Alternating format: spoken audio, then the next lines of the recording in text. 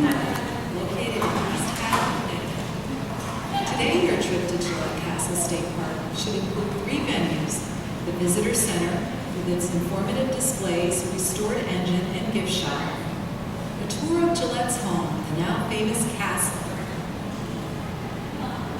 and a walk along the railbed of Gillette's second sister railroad. Here at the park, William Gillette, the man, and the legacy he left behind come together.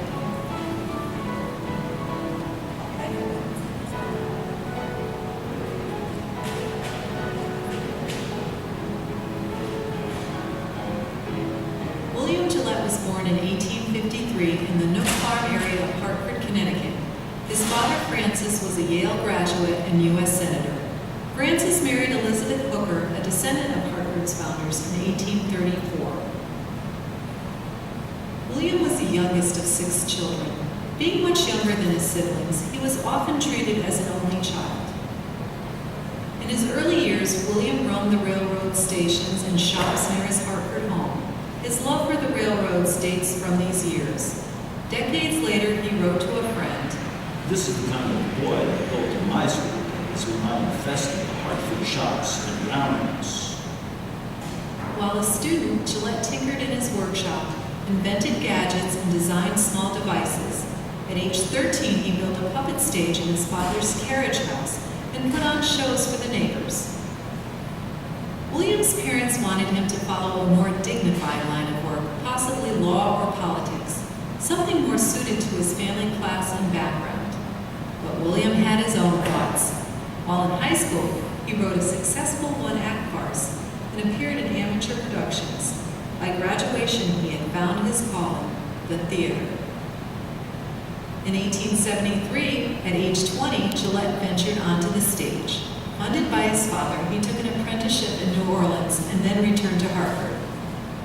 In 1875, the Nook Farm community welcomed a new neighbor, Mark Twain. Twain recommended Gillette for a part in the Twain play, The Gilded Age, at the Globe Theater in Boston. Afterward, for 6 years into the early 1880s, Gillette worked his way through New England towns, doing small stage shows and performing as a stock actor in Boston, New York, and the Midwest. Years later, Gillette reminisced about those early days.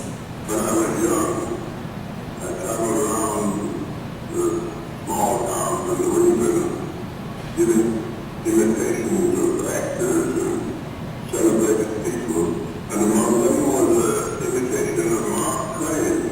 I lived next to him all my early life. The celebrated story of Mark Twain is the one that first, I believe, made him famous, was called The Jumping Frog of Elevator's County. But by the early 1880s, Gillette's interest expanded beyond the theater. In 1882, William Gillette married Helen Nichols of Detroit, also a stage actor. For 6 years, they traveled the country together and delighted in each other's company. Helen made the many apartments and hotel rooms their home and monitored William's health. But in 1888, at age 28, a ruptured appendix took Helen's life. William was devastated. He never remarried. Grief-stricken, Gillette did not act again for 6 years.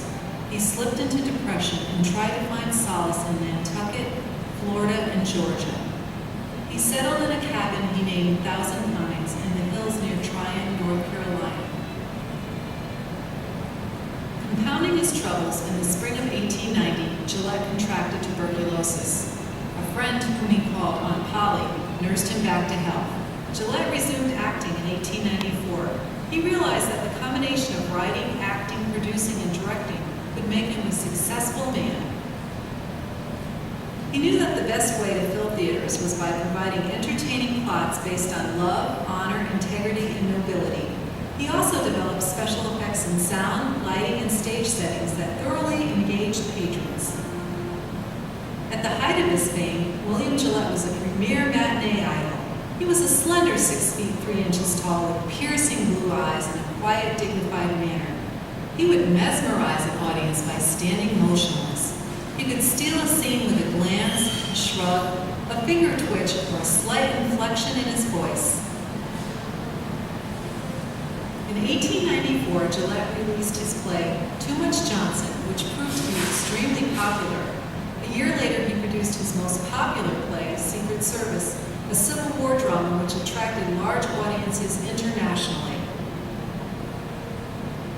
Then in 1898, at the age of 45, Gillette's agent introduced him to a character he had not heard of before, Sir Arthur Conan Doyle's Sherlock Holmes.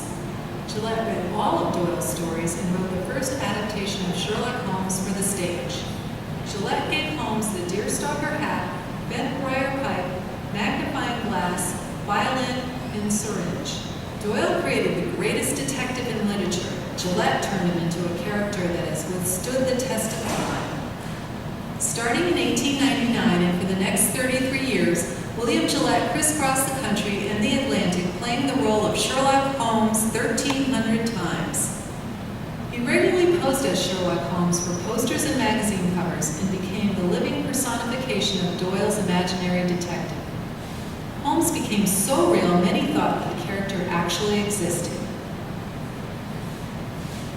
His success made him famous even beyond his previous accomplishments. In 1900, his British tour alone netted Gillette nearly $100,000, about $2.6 million in today's money. During his acting years, Gillette never had a home. Instead, he preferred large but slow-moving houseboats. His first, the Holy Terror, was his home from 1896 until 1901. But it was his second boat that he lived aboard from 1901 until his home was completed in 1919. He called her the Aunt Polly after his caregiver in Tryon, North Carolina. The Aunt Polly was everything a wealthy individual could ask for: comfortable, luxurious, and plush. At 144 feet in length, the Aunt Polly featured a 40-foot main cabin, 4 staterooms, and 8-foot ceilings. In 1913, while sailing up the Connecticut River in the Aunt Polly, Gillette was struck by the scenery. He climbed the southernmost hill of a chain known locally as the Seven Sisters. He was so taken with the view that within a month he purchased the 122-acre hilltop. In 1914, he began work on his home, the Seven Sister Estate.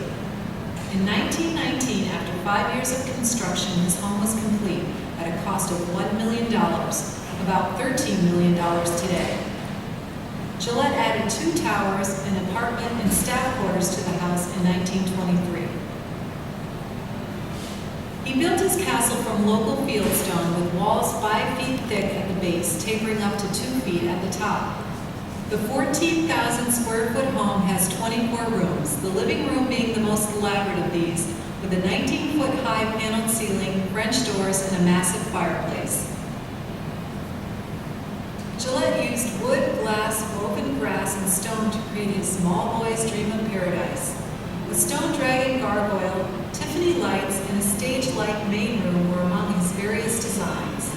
And doors. Although some doors may look similar, no 2 of the 47 hand-carved doors within the home are the same. William Gillette never referred to his home as a castle. He did, however, refer to it once as his Adeline Stone. As his new house became his home, Gillette built a home for his longtime friend, companion, and valet, Yukitaka Osaki. Osaki's house was built and still stands along the Connecticut River, just north of the ferry landing. There Osaki lived, tended his garden, and kept his animals. By 1927, at the age of 74, Gillette had traveled the country for years, performing his plays in the role of Sherlock Holmes hundreds of times. While Gillette retired and then emerged from retirement several times, he increasingly retreated to his home. In 1927, Gillette returned to one of his earliest loves, the railroad. He had both the means and the desire to build his own railroad, and he did just that. On his 122 acres, Gillette constructed 3 miles of quarter-scale railroad. He called his rail line the Seven Sisters Railroad after the hilltop he lived on. Albert Einstein and his wife were reported to be terrified when Gillette was at the controls. President Calvin Coolidge simply enjoyed the ride as his friend William Walker. Other famous visitors included Charlie Chaplin and Helen Hayes. This 3-mile-long track explored the property, crossed bridges, trestles, and passed through a tunnel. In 1927, Fox Movie Tone made a 2-minute newsreel about Gillette's new Seven Sisters Railroad. In an era where silent movies were coming to an end, this was one of the earliest talkies.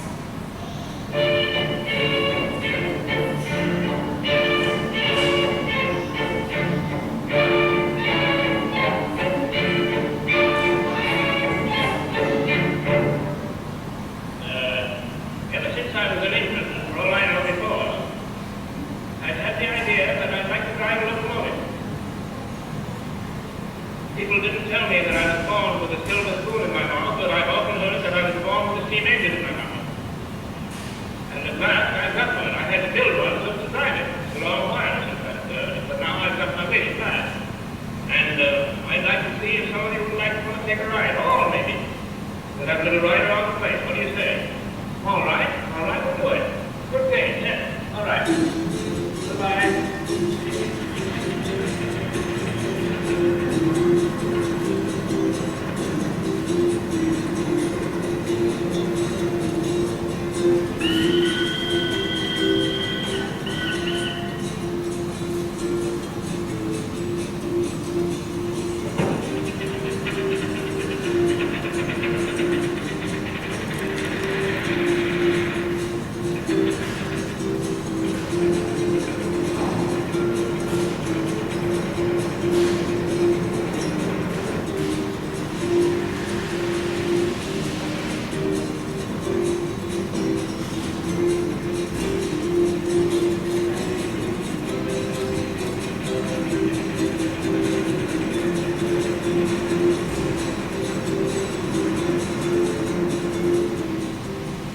Railroad, his home, his friendship with Osaki, and letter writing filled his later years.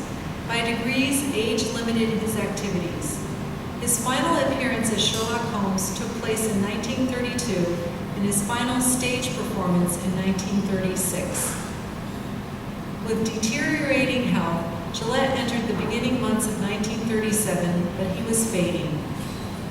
On April 29, 1937, William Gillette passed away. He was 83. He was laid to rest in the Riverside Cemetery in Farmington, Connecticut, next to his wife Helen. For 7 years, his relatives lived in the castle. By 1942, the railroad was sold to Lake Compounds in Bristol, Connecticut, where it served until 1991. In 1943, the state of Connecticut acquired the property, and Gillette Castle became the state's 40th state park. Gillette introduced the phrase, "Elementary, my dear fellow," which evolved over time to "Elementary, my dear Watson." It's among the most famous expressions in the English language. He wrote 13 original plays. His adaptation of Doyle's Sherlock Holmes made that character famous in parts of 3 centuries. In 1927, he published his only book, a mystery novel, The Astounding Crime on Torrington Road.